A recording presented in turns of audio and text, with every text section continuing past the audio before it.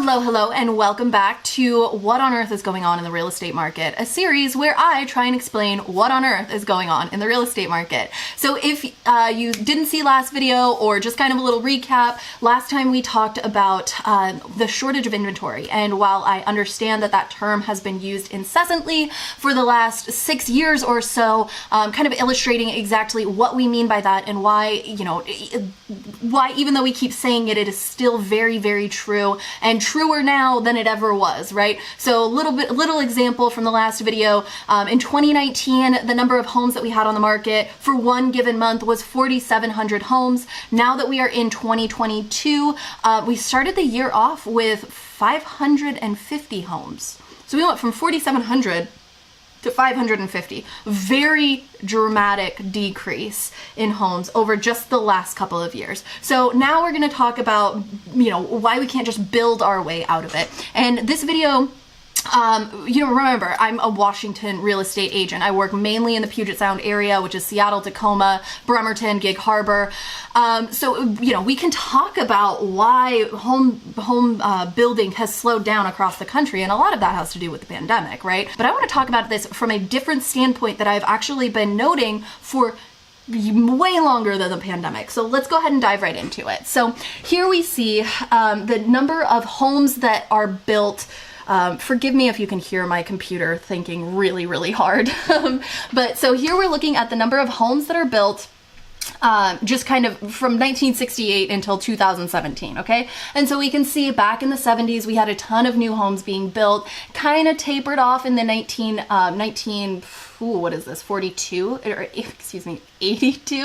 and then we just right back into it, all the way up until the crash of 2008, and then it just straight down, and we've been trying to pick it back up ever since then, but we just have not been able to get it back up to the number that it was before. I didn't love the previous graph because it doesn't come all the way up to the present. So this is a graph, very similar graph, but this just shows the number of homes that are built that are considered entry level, and they're defining that as 1,400 square feet or lower.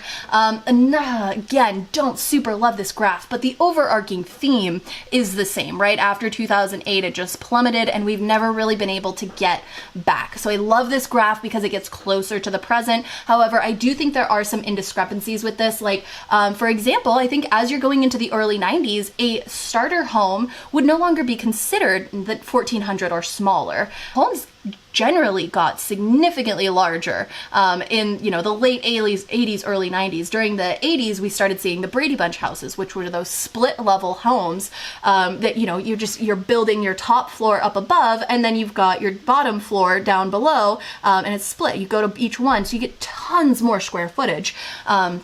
Anyway, okay, I digress. Now let's talk about, this is present day. Essentially what we're looking at, this is the cumulative number of homes year to date. These are all the homes that were permitted to be built. Okay, so they're not actually been built yet, but this is the best way that we have to track new homes coming to the market, okay? So what we're looking at here for Washington is we got about 56,000 homes in the works that will be coming to the market at some point in Washington.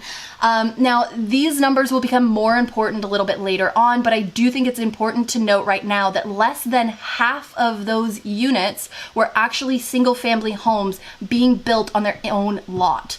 Now, if we look over here, 5 or more units in the same lot, and that number is more than half. So we are seeing many more multifamily homes, those would be townhomes or condos, that are in the works to be built. And I will go more into depth on why that is a little bit later. But one of my favorite examples is Texas. Look at Texas. They're doing great. They've got a ton of land mass, and they are in the works to be building 260,000 new homes, more than that even. And then the interesting thing over here that, again, will make a little bit more sense later on is the majority of those homes, 176,000 of those homes, are single family homes on one lot, okay? And that is the most in-demand home usually, okay? And then they only had about 80,000 homes that were 5 or more units. Those would be condo complexes or townhomes, right? So we're tracking.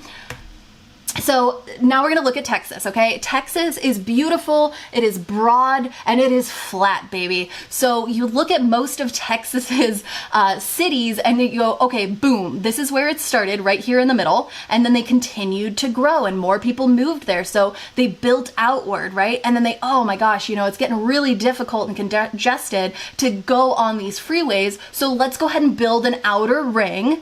And then, you know, we can build more houses on top of that. And so you see these rings specifically in Texas. I'm sure you see them everywhere, but Texas is just my favorite example because they're so beautifully illustrated. Let's look at Houston. Same exact thing. Obviously Houston started in the center here and just boom, continue to grow outward. San Antonio, beautiful example as well, right?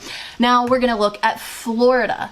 Why Florida? Because they have the second largest number of homes that are coming to the market. I think they had something like 209,000 homes coming to the market. Yes.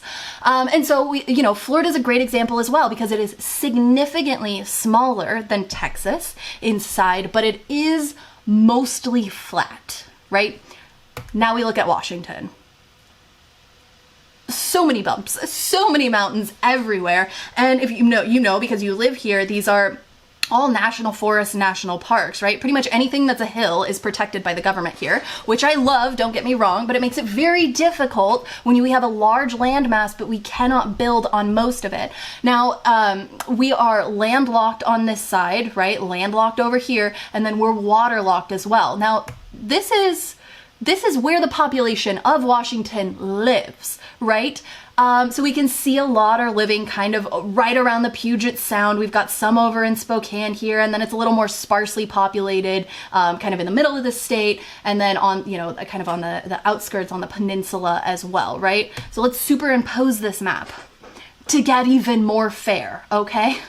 The majority of people that live on the quote unquote west side, or live on this Puget Sound area, we don't even live in the majority of, you could see the dark red, these counties extend significantly more than the places where we actually live, right? So the majority of our population is in these areas, and it's pretty much already been built out, as much as we can. So that's why I come back to these numbers, right? We may have 56,000 homes coming to the market, at some point, new construction, but the majority of them have to be townhomes or condos, these 5 or more units, because we simply do not have the real estate to be able to build more homes the way that Texas or Florida does. We're just not that flat.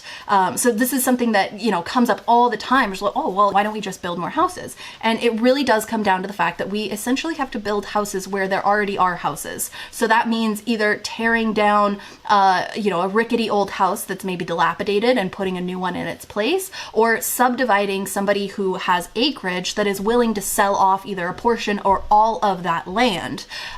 So we are becoming more and more dense, and it's just becoming very difficult to actually build our way out of this, right? So there we go. That is my synopsis on why we can't necessarily build out of the shortage of inventory that we're seeing here in Washington. And then next video, which I'm super excited about, I'm going to talk about exactly like what's going on with the interest rates and how I think that that's going to impact our market. So I'm excited for that one. Definitely stay tuned. I think there'll be a lot of good tidbits in that.